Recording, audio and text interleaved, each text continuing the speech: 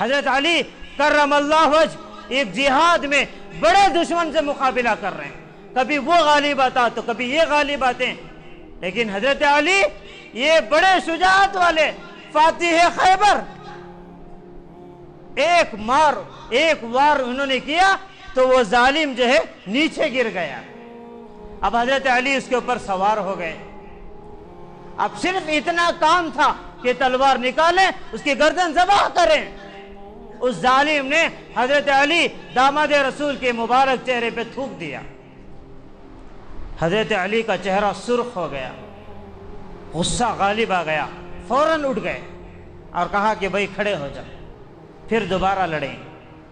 وہ حیران، علی تیری بات تو ہمیں سمجھ میں نہیں آئی، اب تو نے مجھے گرا دیا، پچھاڑ دیا، چاہتا تو میرا کام تمام کر دیتا، تو نے مجھے کیوں چھوڑ دیا ہے؟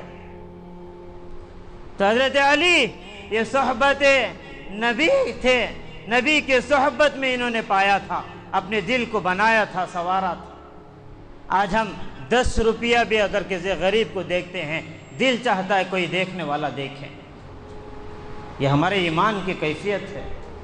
تو حضرت علی کہنے لگے کہ بھائی میں تم سے مقابلہ کر رہا ہوں، ہم تم سے لڑ رہے ہیں، کیا لڑیں؟ ہمیں کیا دنیا سے سروکار، ہمیں کون سا معلوم آتا، ہمیں کون سی جائیداد پڑی ہے؟ ہم تو اللہ کے لیے لڑ رہے تھے۔ جب میں نے تمہیں اللہ کے لیے نیچے گرایا، اللہ کے لیے ذبح کرنا تھا، جب تو نے میرے چہرے پہ تھوکا ہے، میرا غصہ غالب آیا، میرا نفس بھڑک اٹھا، اگر میں تجھے غصے میں ذبح کر دیتا، میرا اللہ کے لیے یہ عمل قابل قبول نہ ہوتا، یا اللہ کے لیے نہ رہتا، اس لیے میں نے تجھے چھوڑا۔ یہ صحابہ، حضرت سعد ابن ابی وقاص، ان کے دور میں ایک مسلمانوں کی جماعت مدین کو فتح کیا، بہت سارا مال، یہاں تک کہ بادشاہ کو قتل کر کے اس کے سر پہ کروڑوں کی قیمت کا تاج تھا، وہ تاج بھی کسی صحابی کے ہاتھ آ گیا، بہت سارا مال۔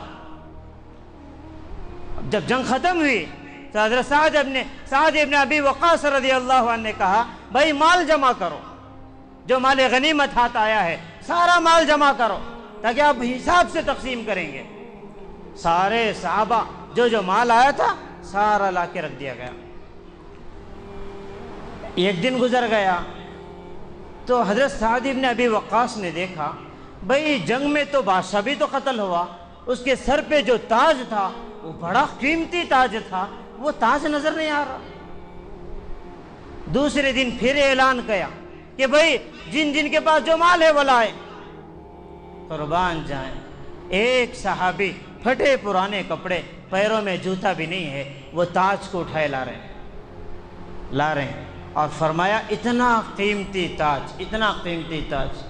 جب وہ لا کر رکھا گیا تو اس غریب صحابی سے پوچھا گیا بھائی تمہارا نام بتاؤ، کیونکہ بڑا تعجب، کیونکہ کسی کو معلوم تو نہیں تھا کہ یہ تاج ان کے پاس ہے۔ اب جنگ میں کون خیال کرے گا؟